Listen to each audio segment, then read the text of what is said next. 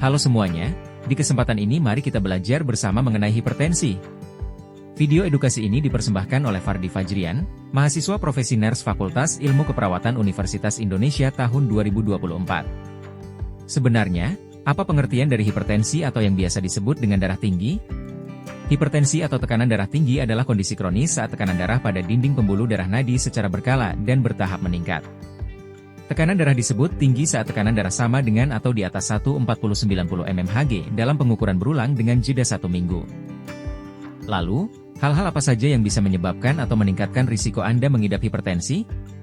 Pertama adalah kondisi yang bisa diubah sejak sedini mungkin, yaitu utamanya gaya hidup yang tidak sehat seperti merokok, kurang olahraga atau latihan fisik minimal 30 menit sehari, memiliki berat badan berlebihan, dan mengonsumsi makanan yang tinggi garam atau asin, tinggi gula, dan tinggi lemak seperti gorengan. Kedua adalah kondisi yang tidak bisa diubah, yaitu kondisi pasti seperti usia yang semakin bertambah, adanya riwayat keturunan hipertensi dalam keluarga, serta jenis kelamin laki-laki yang lebih rawan untuk mengidap hipertensi. Lantas bagaimana pemeriksaan yang benar untuk mengukur tekanan darah? Pemeriksaan dilakukan saat diri tenang, tidak setelah berkegiatan berat, tidak sedang merasakan nyeri, dan tidak setelah mengonsumsi kopi, teh karena kondisi-kondisi tersebut bisa meningkatkan hasil tekanan darah. Ada beberapa kategori hipertensi seperti yang tercantum di tabel di bawah ini. Kategori pertama adalah normal, saat tekanan darah atas atau sistol kurang dari 120 dan tekanan darah bawah atau diastol kurang dari 80. Kategori kedua adalah meningkat, dengan rentang sistol 120-129 dan diastol kurang dari 80.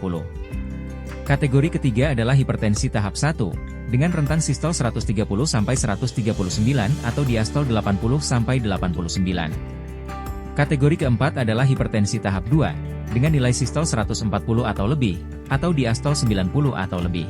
Kategori terakhir adalah krisis hipertensi, dengan nilai sistol lebih dari 180 dan atau diastol lebih dari 120. Jika Anda mengalami kategori krisis hipertensi, maka Anda wajib untuk pergi ke fasilitas kesehatan untuk penanganan lebih lanjut. Lantas, apa saja tanda dan gejala yang bisa Anda alami jika Anda mengidap hipertensi?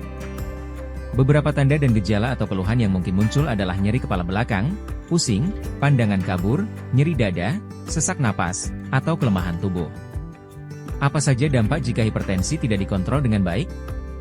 Beberapa kondisi yang mungkin terjadi ketika hipertensi tidak dikontrol dengan baik adalah serangan atau gagal jantung, serangan stroke, gagal ginjal, serta gangguan penglihatan. Jangan khawatir.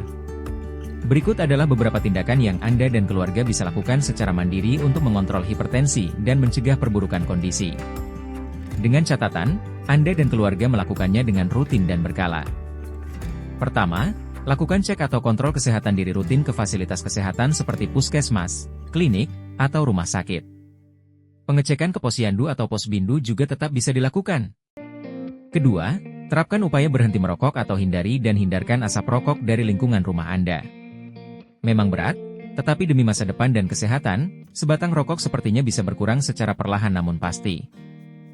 Ketiga, lakukan olahraga, aktivitas, atau latihan fisik secara aktif minimal 30 menit sehari atau 150 menit seminggu.